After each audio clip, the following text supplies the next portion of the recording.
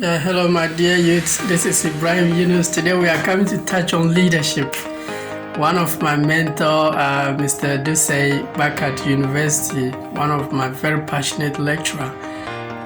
This man has been a very powerful lecturer. Aside from, but then I was pursuing my Bachelor of Education in Social Studies. Anytime he comes to class, he inspired us a lot. So yesterday he advised me to study some few people on the topic of leadership. And the two people were James Kouzis and Baruch Posner. I was fortunate this morning I studied their work and I realized that these were the 5 steps they gave on leadership. The first one was model the way, inspire a shared vision, challenge the process, enabling others to act, and encourage the heart. So today I would like to start from 5, move to 4, 3rd, 2nd, 1st. So the 5th one is encourage the heart. What this suggests is that you must recognize all the people who contribute to your success. Most often when we make it, we quickly forget of those who actually assisted us to be who we are. And I think it's very important you recognize these people. And maybe there's a project you are doing and there were some people who assisted you to accomplish that project. Please, after the project, make a party with them, say thank you to them, do something to them, recognize the people who assist you. It's very, very important. That makes you a leader. You don't take all the credit. You need to recognize the people who made you who you are.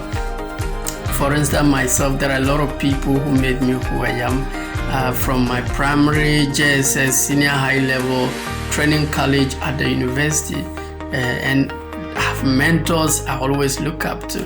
I believe in growth, so definitely there are a lot of people that are contributing to who I am. So the 5th one, according to James Kouzis and Baruch Posner, the 5 leadership model, the 5th one is encourage the heart.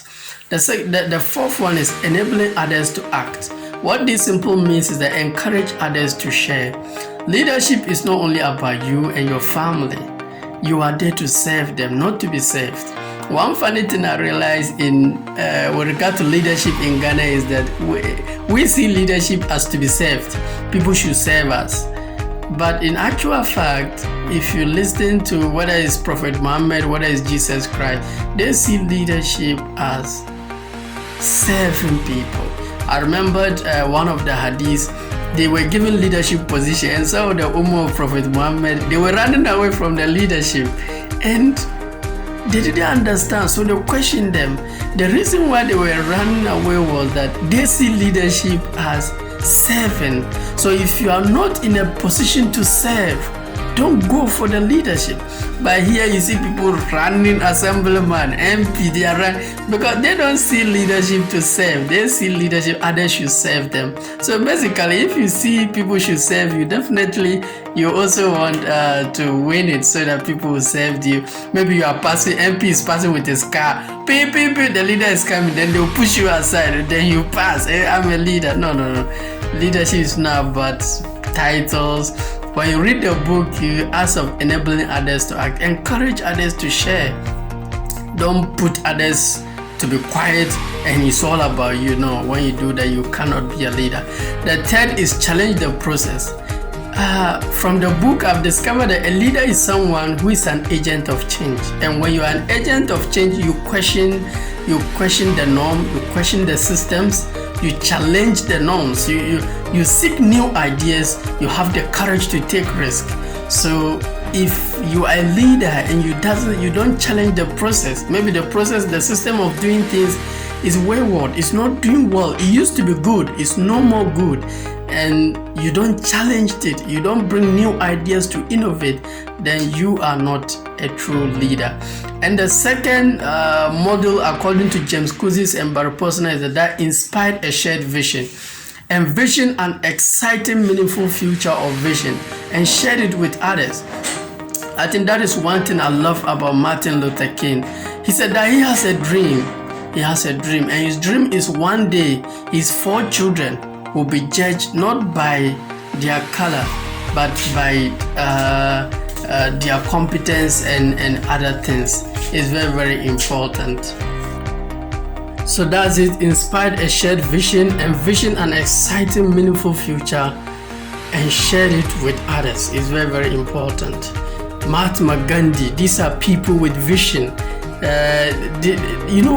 Once you have a vision, a dream, and you share it with others, if you are fortunate, some of them will support you. Now, the last point, the first point, according to James Kouzis and Barry Posner, is that a leader must model the way. A leader must model the way. That means you must lead by example. You must lead by example. And they said that you either lead by example or you don't lead at all. That's powerful. You either lead by example or you don't lead at all. And they said that if you don't believe in the messenger, you won't believe the message. This is so powerful. If you don't believe in the messenger, you won't believe in the message. The reason why we believe in the message of Rasulullah sallallahu alaihi wasallam is because we believed in him.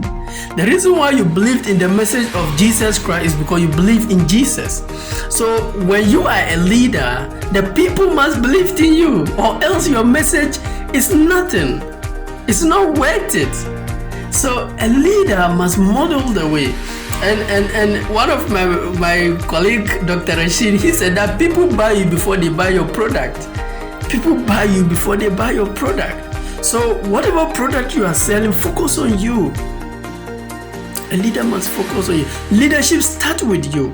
If you cannot lead yourself, you can't lead anybody.